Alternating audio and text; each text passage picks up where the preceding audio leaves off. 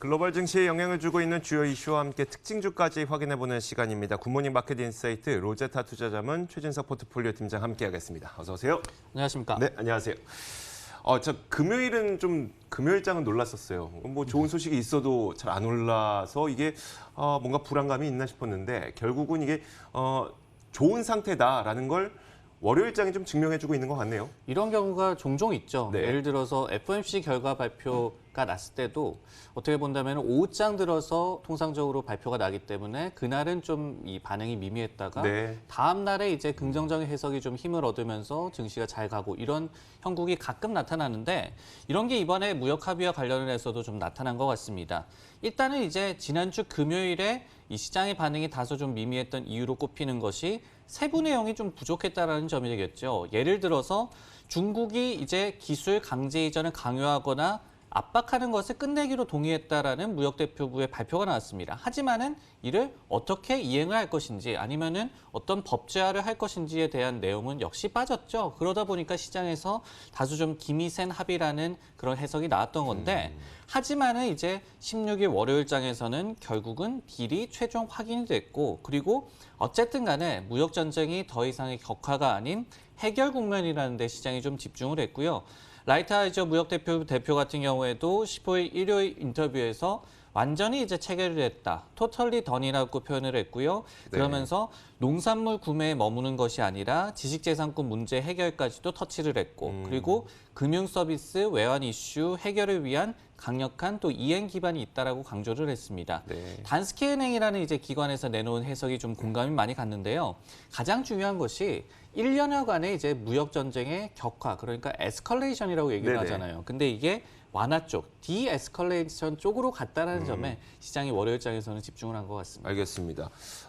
무역 협상 때문에 우리가 12월에 원래 특성을 좀 잊고 살았던 것 같은데 12월은 우리가 흔히 산타랠리라는 말도 많이 사용하는 만큼 증시의 성수기이기도 하잖아요. 저희가 잠깐 잊고 있었는데 어떻게 다시 정신을 차리고 보니까 네. 원래도 좀 증시에 좋은 시절이더라. 이런 또 분석이 다시 좀 힘을 얻고 있는데 원래 산에 올라가다 보면 한참 올라왔을 때 뒤돌아보면 많이 올라왔구나 알고 있죠. 맞습니다. 네. 그리고 이제 오늘 같은 경우에 증시 분위기가 올라오다 보니까 각종 이제 또 긍정적인 해석 그리고 의견이 좀 나오는 것 같은데요. 네.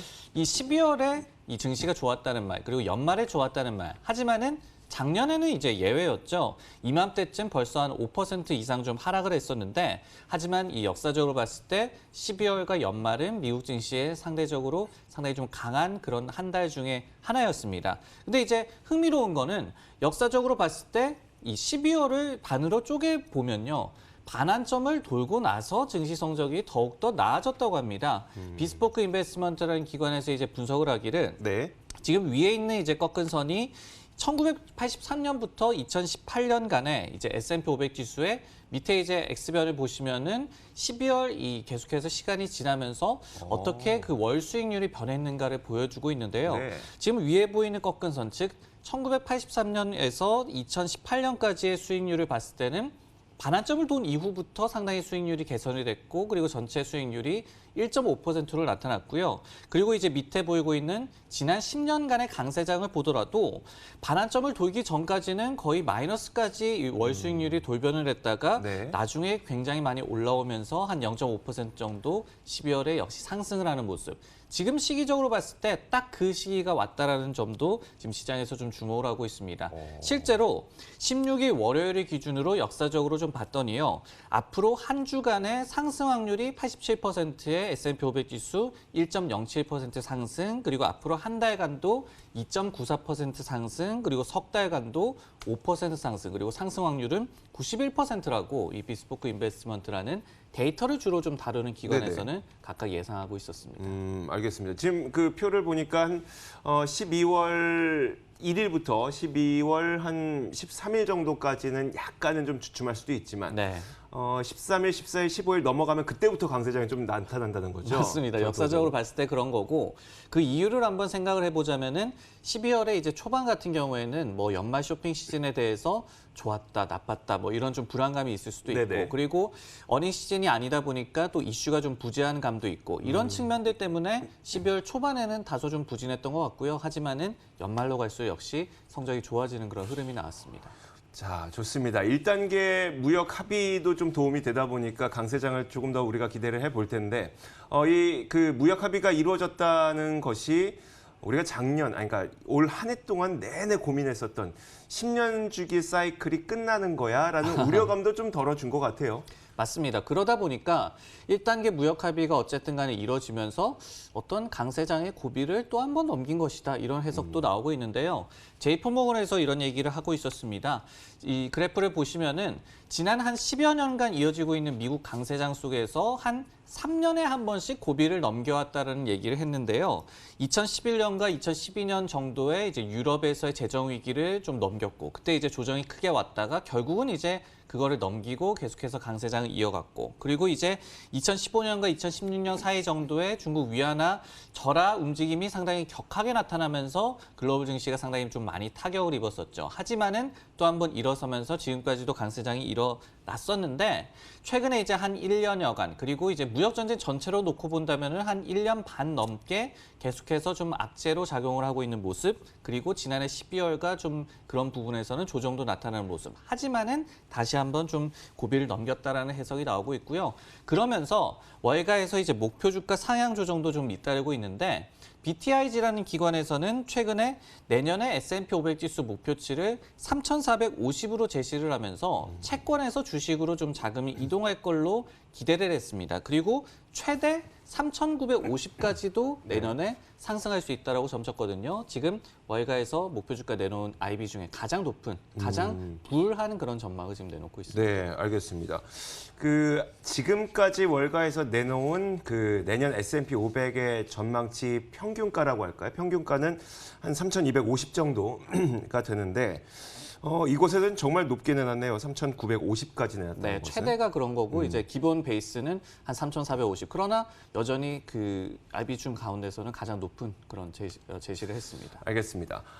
그 미중 무역 합의와 관련해서 우리가 최근에는 농산물 구매에 너무 초점을 맞추고 있다 보니까 기술주에 대해서 약간 신경을 좀 덜 쓴 것 같긴 한데, 아무래도 기술주가 가장 최대 이 무역 분쟁과 관련된 직접적인 수혜주이기도 하고 좀 풀렸을 때. 피해주이기도 하고 네, 맞습니다. 하잖아요. 그러다 보니까 오늘은 이 기술주들의 상승이 굉장히 또 두드러졌네요. 여기에 또 이제 전반적인 투자 심리가 풀렸을 때 기술주가 더 잘 가는 그런 흐름도 나오잖아요. 그런 측면들 때문에 오늘 같은 경우에 이제 에너지, 헬스케어, 그리고 커뮤니케이션 서비스 등과 함께 장중에 한 1% 내외로 기술주가 좀 상대적으로 초강세를 보였습니다. 여러 가지 좀 개별 기업 중에서도 호재가 나타났는데, 첫 번째로 이제 애플 같은 경우에 클리블랜드 리서치라는 기관에서 웨어러블 수요 호조, 그리고 아이폰 매출 예상을 상향 조정을 하면서 전체 실적, FY 20년도의 실적 전망치를 상향 조정했다라는 소식이 전해졌습니다.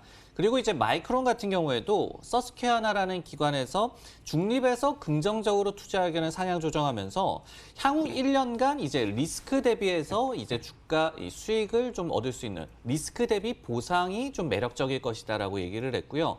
그리고 이제 역시 반도체주인 웨스턴 디지털에 대해서도 서스퀘어나에서 역시 중립에서 이 긍정적으로 투자 의견을 상향 조정하면서 5G 기기 그리고 게이밍 콘솔 신제품 이 모멘텀이 있기 때문에 칩 수요가 계속해서 좋을 것이다. 이렇게 얘기를 했기 때문에 각종 이제 기술주, 특히 이제 대형주와 관련을 해서 긍정적인 투자 의견도 나왔기 때문에 네네. 전체 업종이 많은 힘을 받았습니다. 알겠습니다. 근데 이제 오늘은 시장이 워낙 전반적으로 강세를 띠다 보니까 이게 그냥 전체적인 그 시장이 상승하는 가운데 기술주가 좋았던 건지, 아니면 다른 업종에 비해서 비교해 봤을 때도 기술주가 유독 좋았던 건지, 이건 어떨까요? 올해 수익률을 놓고 보면요. 기술주가 S&P 500 지수 구성하는 11개 업종 중에서 가장 좋습니다. 네. YTD 수익률을 한번 추적을 해봤는데요. 기술주 ETF, 이제 티커가 XLK가 되겠는데, 이 같은 ETF 군에서 업종별로 수익률을 한번 구해봤더니 올해 이제 기술주 ETF가 46% 오르면서 수익률이 가장 높았고요. 그리고 이제 금융주가 그 다음으로 29% 정도, 그리고 S&P 500 지수가 이제 한 27% 정도 상승을 했고, 반면에 이제 헬스케어 업종이 20% 상승하면서 다소 좀 시장을 언더퍼폼했고요. 그리고 에너지 업종 같은 경우에는 최근에는 뭐 국제 유가가 좀 반등할 것이다라는 기대감이 좀 상승하고는 있지만은 연 전체로 본다면은 수익률이 상당히 좀 부진한 그런 흐름을 나타내고 있습니다. 기술주가 뭐 앞으로 더 좋아질 것 같다는 느낌은 있는데 좀 너무 많이 오른 거 아니야? 여기에 대해서는 어떨까요? 항상 이제 투자자분들이 많이 걱정을 하고 그리고 시장 자체에서도 그런 걱정이 나타난다면은 전반에 이 투자 심리에도 영향을 끼칠 수 있는 그런 요인이 되겠죠. 네. 지금 바로 수익률로 봤을 때도 기술주가 올해 가장 많이 올랐기 때문에 밸류에이션 부담도 사실은 있는 거는 이 자명한 좀 사실이지 않나라는 생각이 듭니다. 실제로 이제 번스타인이라는 IB에서도 기술주의 현재 이 EPS 대비한 이 퍼가 22배에서 좀 거래가 되고 있다. 그러면서 15년 만에 밸류에이션이 최고라고 얘기를 했거든요. 그러면서 업종에도 리스크가 아직도 산재해 있다라고 분석을 했습니다. 실제로 이제 이 팩트셋에서 내놓은 12월 13일자 보고서를 따르면요. S&P 500 지수의 전체 퍼가 지금 17.8배까지도 올라왔습니다. 근데 이제 특히 기술주의 퍼가 21.1배로 5년 평균이 17.3배, 10년 평균이 15.1배를 비교적 큰 폭으로 상회를 하고 있습니다. 참고적으로 가장 밸류에이션을 높이 받는 이 업종 같은 경우에는 경기 소비재라고 볼 수가 있겠는데 현재 21.8배고 그리고 5년 평균은 19.3배로 지금 형성이 돼 있고요. 현재 밸류에이션이 가장 저렴한 업종은 금융으로 13.3배가 부여가 받아 있고 그리고 5년에서 10년 평균도 13배를 좀 하회를 하고 있습니다. 사실 기술주가 우리에게 좀 와닿는 이유는 우리나라 반도체 기업들과도 연관이 많이 되어 있기 때문 아닐까요? 혹시 그렇다면 이제 국내랑 조금 연결시켜봐서 투자 의견을 좀 주실 수 있을까요? 국내와 이 연결을 좀 굳이 해보자면은 네네. 마이크론이 이제 18일인가 실적을 발표를 합니다. 네. 근데 이제 마이크론 역시도 디램 이 시장에서 SK하이닉스, 삼성전자와 또 이 시장을 좀 하고 있기 때문에 상분하고 있죠? 맞습니다. 근데 이제 마이크론 같은 경우에는 어떻게 본다면은 삼성이나 하이닉스 비교해서 하위 업체거든요. 네. 근데 이제 마이크론이 만약에 이번에 실적 발표에서 업황 개선에 대한 기대감을 또 한 번 내비친다면은 네. 이거는 하위 업체들에게도 좋겠지만은 역시 상위 업체들은 당연히 뭐 말할 나위 더 없이 크게. 네, 그런 업황 관련해서 이제 마이크론의 실적 발표가 지금 단기적으로는 중요한 좀 이슈가 되겠습니다. 알겠습니다. 와, 잘 지켜보도록 하겠습니다. 자, 특징 종목 좀 짧게 보도록 하겠습니다. 보잉이 737 맥스 생산 중단 사태 때문에 지금도 한 4% 정도 급락하고 있네요. 경영진이 현재 향후 생산 계획에 대해서 논의를 하고 있다라고 하거든요. 네. 근데 이제 737 맥스 이 항공기의 생산 감축 기조를 지속하거나 아니면은 아예 중단할 것이다라는 지금 예상이 나오고 있기 때문에 주가가 네. 한 4% 내외로 급락을 하고 있는 건데 737 맥스 항공기 같은 경우에는 원래 월 57대를 생산을 했었습니다. 근데 이제 두 차례 추락 사고 이후에 물론 인도는 안 되지만 생산은 계속하고 있었는데 생산량을 줄였죠. 월 42대로 생산량을 줄이고 있었는데 근데 이제 지난 실적 발표 때 올해 안에 운항 재개 목표를 재확인하면서 이거를 42대에서 다시 한번 57대로 복구시키는 시기도 내년 말로 그대로 유지를 했습니다. 그러면서 이제 시장에서도 좀 긍정적인 평가를 내렸던 건데 하지만은 사실상 올해 운항 재개가 좀 무산이 됐죠. 사측도 이제 좀 포기 수순으로 가고 있는 것 같은데 그러면서 오히려 생산을 일괄 중단한다는 게 더 효율적이다라는 판단을 이제 회사 측에서도 내리고 있는 것 같습니다.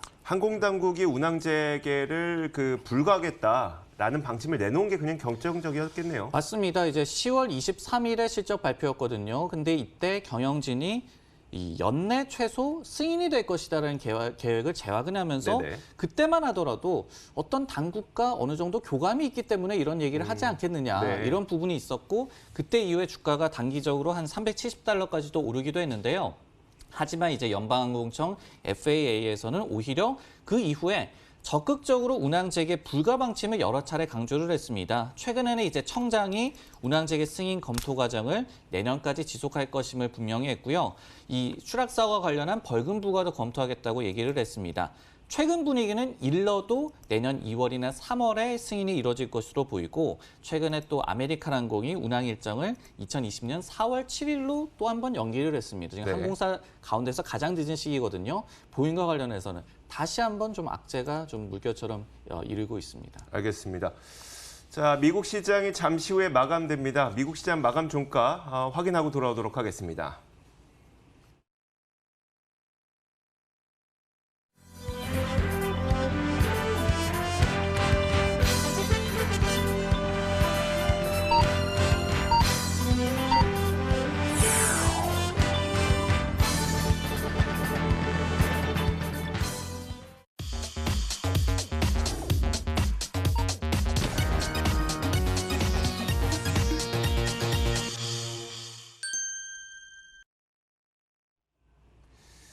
자, 12월 16일 월요일 미국 시장이 모두 다 마감됐습니다. 3대 지수 모두 사상 최고가로 마감한 것으로 보이네요.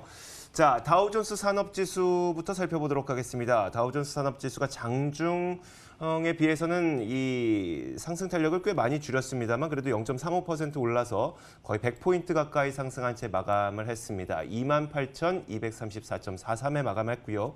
자, 이어서 나스닥도 보도록 하겠습니다. 나스닥은 거의 1% 가까이 상승했습니다. 기술주들이 많이 있다 보니까 그렇게 되는 건데 8,814.23에 오늘 시장을 마감했습니다. 자, S&P 500도 살펴보도록 하죠. S&P 500 내년 연말 전망치에 거의 육박하는 모습이에요. 내년 연말 전망치 중간값이 한 3,250 정도가 되는데 한 60포인트밖에 남지 않았죠. 3,191.48에 오늘 시장을 마쳤습니다.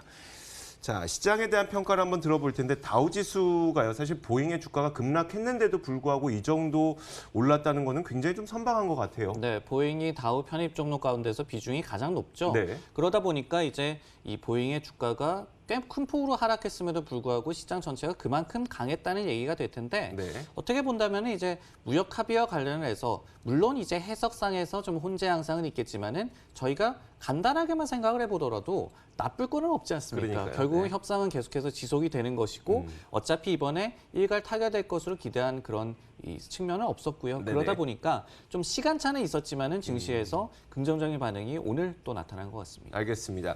자, 저희가 업종 지수를 펼쳐놓고 이 전반적인 이야기를 좀 나눠볼 텐데 정말 온통 초록색입니다. 진한 초록색도 참 많고요. 맞습니다. 그리고 이제 세부 업종 가운데서 좀 이 말씀을 못 드린 부분을 전해드리면은 이 보시면은 유나이티드 헬스라든지 아니면은 이 시그나라든지 CBS 헬스라든지 이런 민간 보험주가 오늘 또 잘 갔는데요. 폴리티코라는 매체의 보도에 따르면은 의회에서 고가의 보험에 대해서 어떤 세금 정책을 좀 조정을 해준다든지 이런 호재가 전해졌습니다. 그러다 보니까 헬스케어 내에서도 민간 보험주가 오늘 상당히 좀 잘 갔고요. 반면에 이제 오늘 워낙 시장이 강했기 때문에 하락한 이 주식을 좀 찾아보는 것이 흥미로울 것 같은데 네네. 보잉에 대해서 아까 전에 좀 말씀을 드렸고요. 그리고 G가 오늘 한 1.4% 정도 하락을 했고 그리고 타겟도 오늘 좀 이 강세장 속에서도 좀 약세를 보였습니다. 공통점이 있죠. 이들 기업 같은 경우에는 최근에 실적이 굉장히 좋았거나 아니면 G 같은 경우에는 향후 실적 개선에 대한 기대감으로 최근에 어떤 매수 의견이라든지 긍정적인 투자 의견을 많이 받았습니다. 그러다 보니까 주가 흐름도 상대적으로 좀 양호했겠죠. 그런 상황에서 오늘 강세장 속에서 좀 차익 실현 매물이 나왔다. 이렇게 좀 해석을 할 수가 있겠고요.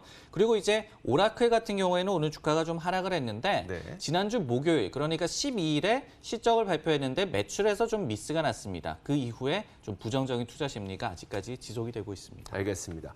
자, 이렇게 저희가 12월 16일 월요일 미국 시장에 대한 총평을 내려봤습니다. 지금까지 로제타 투자자문 추진석 포트폴리오 팀장과 함께 이야기 나눠봤습니다. 고맙습니다. 네, 고맙습니다.